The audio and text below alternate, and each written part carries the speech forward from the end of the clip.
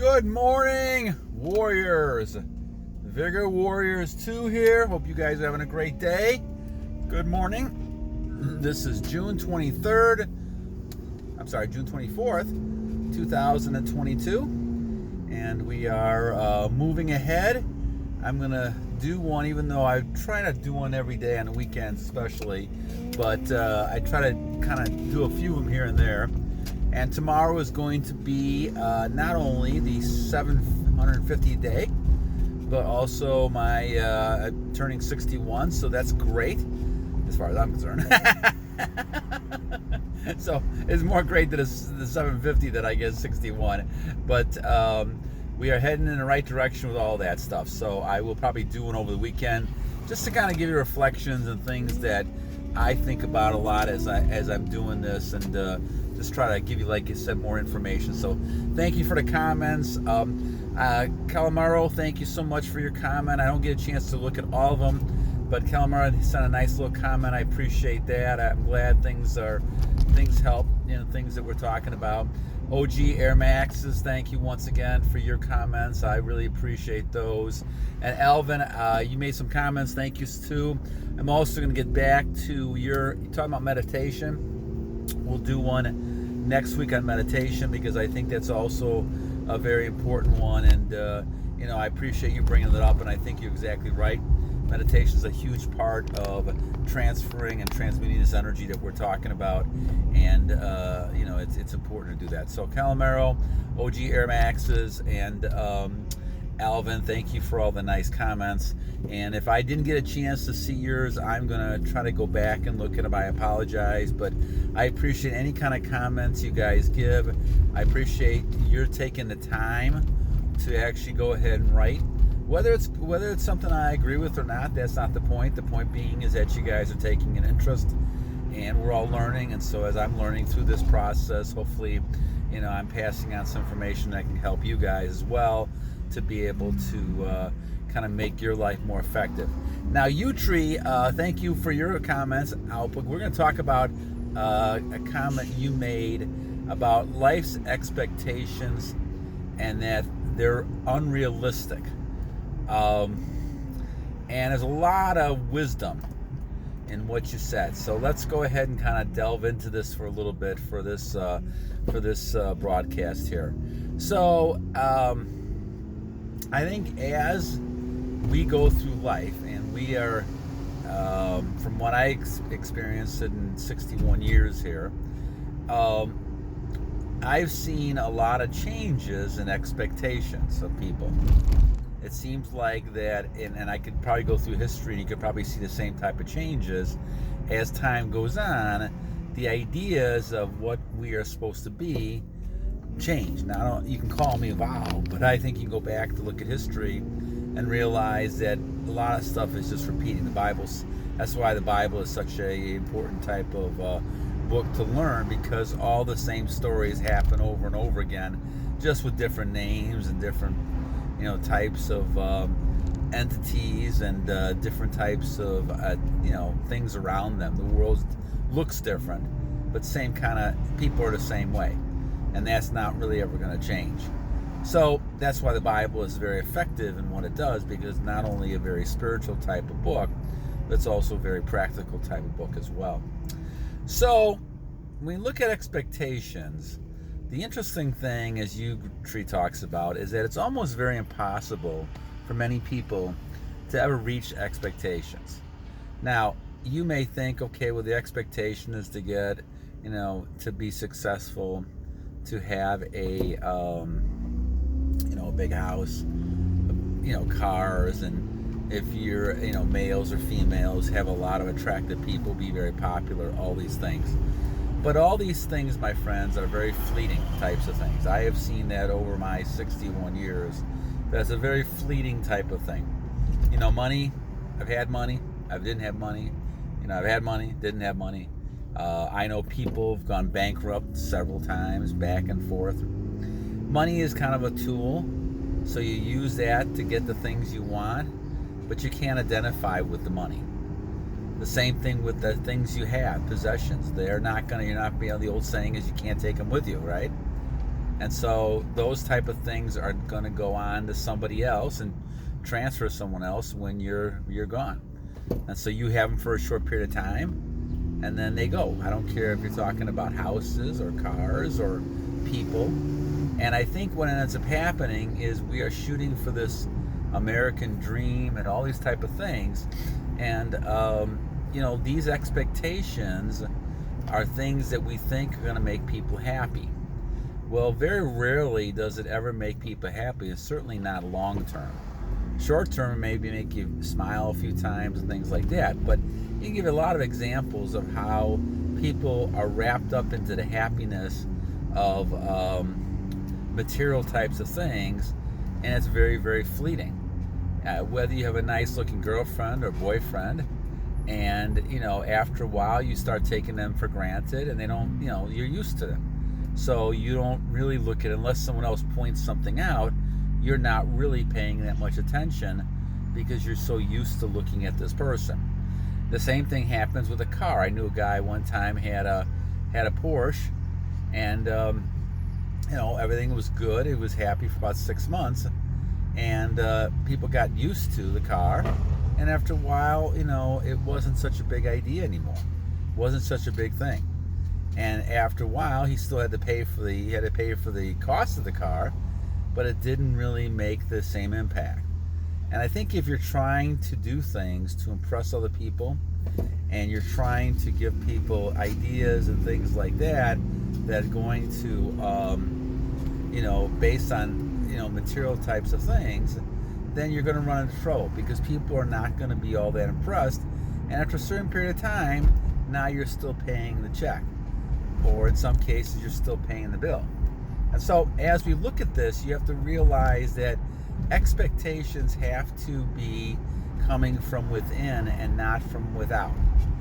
And I think that's the biggest issue when it comes to things. And I go back to the whole thing that I think Yew Tree is talking about as well. And this is the whole idea of this matrix. We're told in our matrix, this matrix we've been living in, that this is the way you should be. Now, this changed over the years too.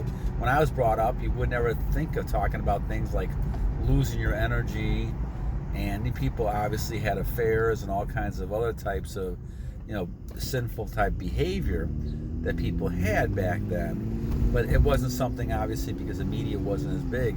You didn't see this stuff all over the place. Heck, when I was growing up, you had a landline phone, and you didn't have a phone you could carry around. You had no internet. You didn't have any of these kind of stuff. So all that kind of stuff was a lot more quieter, even though people knew it was happening. It was still something that was quiet. It wasn't something that was, very apparent to people. Now you see it on the internet, and, people can all look at it and things like that. So it's a little different type of world in that sense, but the same old human behavior still is around us. And I think this is why it's important, going back to what Yew Tree said, is to kind of get your house in order. And what I mean by that is get your house in order about what your expectations are. What are your goals? Don't let other people determine your goals.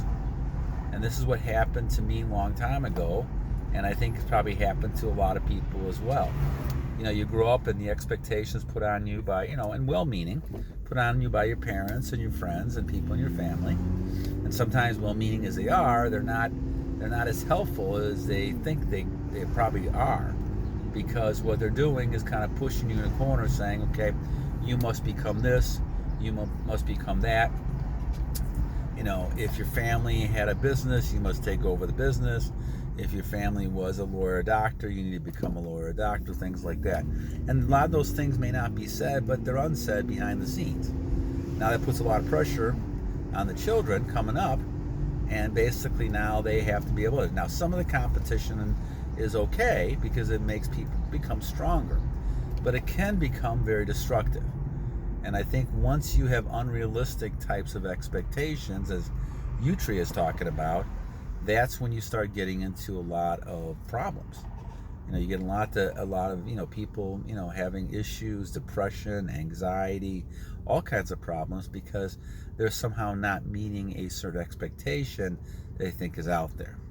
And the thing is that to my mind, you do not live in the world. Now I say this, and it sounds kind of crazy, but yes, of course you live in the world, but you're not of the world.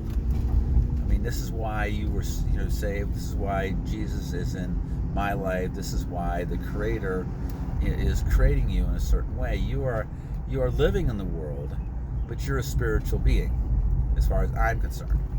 And so I think you have to realize that the things of the world are things that you cannot take as seriously. And this is why I think people who really have a lot of happiness and they're grateful things, they're not taking the world that seriously, because they realize there's another aspect of what we see around us. It's not just the world. And because of that, then you're basically going ahead and kind of looking at what's inside of you.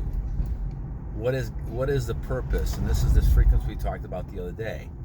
What is the purpose God has for you? What is your frequency level of energy? And what is God hoping that you're going to do to be able to kind of meet that expectation?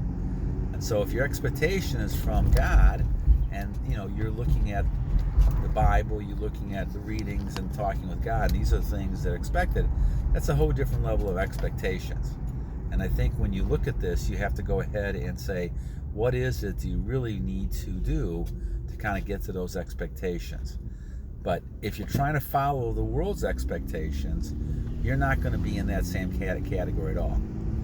You're basically going to be, and a lot of times you're going to be, you're not going to be satisfied, because the expectation of the world talks about, making money, trying to have big cars and live this kind of big type of life, and it becomes more of a case of people trying to impress each other, that, I've succeeded and things like that. The trouble with all that is people are not going to be impressed, and even if they are impressed, they're not going to really say something, especially if you have the kind of attitude to saying, okay, I know that I'm great, and I'm going to show you I'm great because I have all this money and I have all this thing. I mean, nowadays, anybody with credit cards and things like that, they can kind of put a lot of nice things around them, and you never really know how much really money they really actually have, how much debt they're actually in.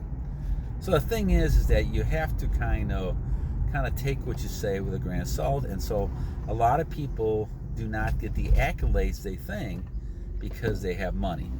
Yeah, it might be nice for a little bit, right? They can show things off, but the expectation is they're going to show things off, because this is what the world is right now. People want to see the outside type of things. Why do you think that so many people have YouTube videos, and so many people go ahead and making tons of money on this stuff? Because they entertain people. They go ahead and do all the types of things to get people to like them and all kinds of stuff like that. And this is kind of a visual type of thing. Or you're looking at Tinder and all these other kinds of things where people are just looking at pictures and they're going on dates and they're trying to do all this kind of stuff. It's a very visual type of world that we live in. And so the expectations are based on that visual world. However, it's very, very misleading, very deceiving. Once again, this is like the apple. The world we're living in is like the apple that Satan, that the evil one gave to Eve. It says, okay, this world is great. You can have, multiple partners. You can have lots of money, all these things.